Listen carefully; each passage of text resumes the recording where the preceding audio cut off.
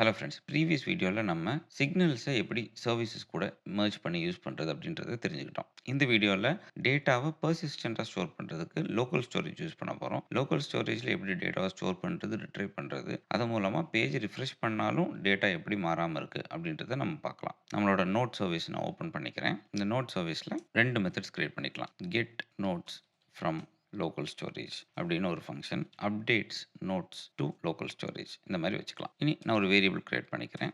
Local storage identifier அப்படின்னு சொல்லிட்டு local ஸ்டோரேஜ்ல என்ன நேம்ல இந்த வேல்யூவை ஸ்டோர் பண்ண போறோமோ அதுக்கு ஒரு நேம் நம்ம இங்க கொடுத்துக்கலாம். இங்க நோட்ஸ் அப்படின்னு கொடுத்துக்கிறேன். இனி ஃபர்ஸ்ட் அப்டேட் பண்ணலாம். அப்டேட்ல நம்ம என்ன பண்ண போறோம்னா நம்மளோட லோக்கல் ஸ்டோரேஜ் ஆக்சஸ் பண்ணி அங்க செட்னு ஒரு மெத்தட் இருக்கும். இந்த செட்ன்ற மெத்தடை யூஸ் பண்ணி கீ என்ன அப்படின்னு நம்ம கொடுக்க போறோம். இதுதான் நம்மளோட கீ. இந்த கீக்கு this டாட் நோட்ஸோட வேல்யூவை நம்ம கொடுக்க போறோம். பட் இதில் 2 விஷயம் பண்ணணும். இங்கே நம்ம this டாட் கொடுக்க மறந்துட்டோம். இந்த this டாட் நோட்ஸ் இருக்கு இல்லையா, இதில் ஒரு ப்ராப்ளம் இருக்கு. Argument of type notes array is not assignable to parameter of type string. அதாவது லோக்கல் ஸ்டோரேஜோட இந்த மெத்தட் வந்து ஸ்ட்ரிங்கை தான் வேல்யூவை அக்செப்ட் பண்ணும். பட் நம்ம ஒரு அரேயாக வச்சிருக்கோம். ஸோ அதுக்கு நம்ம என்ன பண்ண போறோம் அப்படின்னா ஜேசன் அப்படின்ற ஒரு ஆப்ஜெக்ட் யூஸ் பண்ண போறோம். ஜேசன் டாட் ஸ்ட்ரிங்கிஃபை அப்படின்னு சொல்லிட்டு ஒரு மெத்தட் இருக்கு. இது என்ன பண்ணணும்னா ஒரு ஆப்ஜெக்ட்டை ஸ்ட்ரிங்காக கன்வெர்ட் பண்ணிடும்.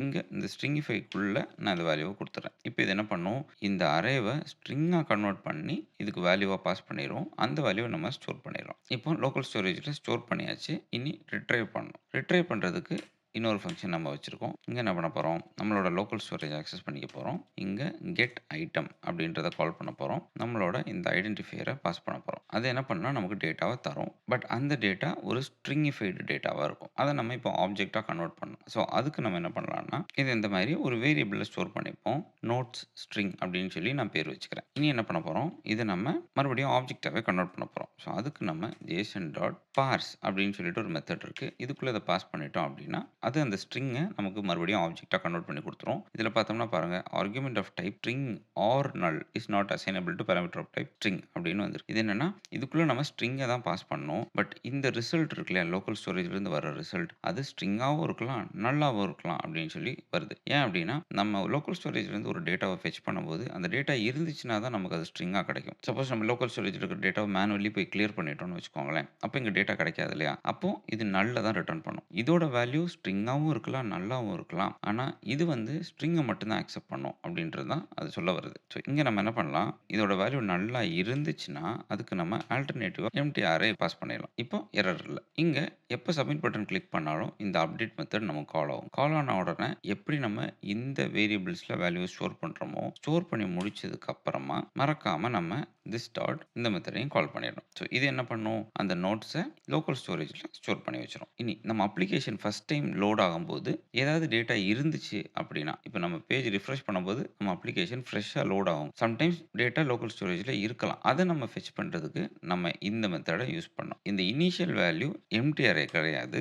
இனிஷியல் வேல்யூ இந்த கெட் நோட்ஸ்ல இருந்து கிடைக்கிற வேல்யூ. இங்க என்னன்னா நம்ம இங்க இருந்து வேல்யூவை ரிட்டர்ன் பண்ண மறந்துட்டோம். வேல்யூவை நம்ம ரிட்டர்ன் பண்ணிடலாம். இப்போ இந்த ரிட்டர்ன் பண்ற வேல்யூவை தான் நம்ம இனிஷியல் வேல்யூவா கொடுக்குறோம். ஸோ லோக்கல் ஸ்டோரேஜ்ல டேட்டாவே இல்லைன்னா இந்த எம்ப்டி அரேவை நம்ம ஆப்ஜெக்டா கன்வெர்ட் பண்ணி அனுப்பிடுவோம். ஸோ இங்க எம்ப்டி அரேவே கிடைச்சிரும். சப்போஸ் வேல்யூ இருந்துச்சுன்னா அந்த வேல்யூவை நம்ம கன்வெர்ட் பண்ணி இங்க அனுப்புறோம். அவ்வளவுதான். இப்போ நம்ம அவுட்புட் பார்க்கலாம். இங்க போயிட்டு டெஸ்ட் 1 சும்மா கொடுக்குறேன். இப்போ சப்மிட் பண்றேன். ஹோம்ல போனோம்னா டேட்டா இருக்கும். இப்போ நம்ம ரைட் கிளிக் பண்ணி இன்ஸ்பெக்ட் பண்ணிட்டு லோக்கல் ஸ்டோரேஜ்ல போய் பார்க்கலாம். இந்த டேப்ஸ்ல இந்த விண்டோ பெருசா இருந்துச்சுன்னா இங்கேயே இருக்கும் அப்ளிகேஷன். நான் இதை கொஞ்சம் பெருசாக்கிறேன். இந்த குட்டி ஆரோக்கு அப்புறமா இருக்கும் அப்ளிகேஷன். இங்க போனோம்னா இங்க இருக்கு லோக்கல் ஸ்டோரேஜ். இதை எக்ஸ்பேண்ட் பண்ணோம்னா நம்மளோட வெப்சைட் இங்க இருக்கும். அதுக்குள்ள பார்த்தோம்னா நோட்ஸ் அப்படின்ற கீ இங்க இருக்கு. அதுக்கான வேல்யூ இங்க இருக்கு. இதை நான் ரெஸ்பான்சிவ்னு மாத்திக்கிறேன். பெருசா வச்சுக்குவோம். இப்போ நான் இதை ரிஃப்ரெஷ் பண்றேன். ரிஃப்ரெஷ் பண்ணாலும் பாருங்க டேட்டா நமக்கு அப்படியே பெர்சிஸ்டென்ட்டா இருக்கு. ஹோம் பேஜ்ல போயிட்டு ரிஃப்ரெஷ் பண்ணாலும் பாருங்க பெர்சிஸ்டென்ட்டா இருக்கு. இப்போ நம்ம இங்க இருந்து இதை டெலீட் பண்ணிட்டோம்னா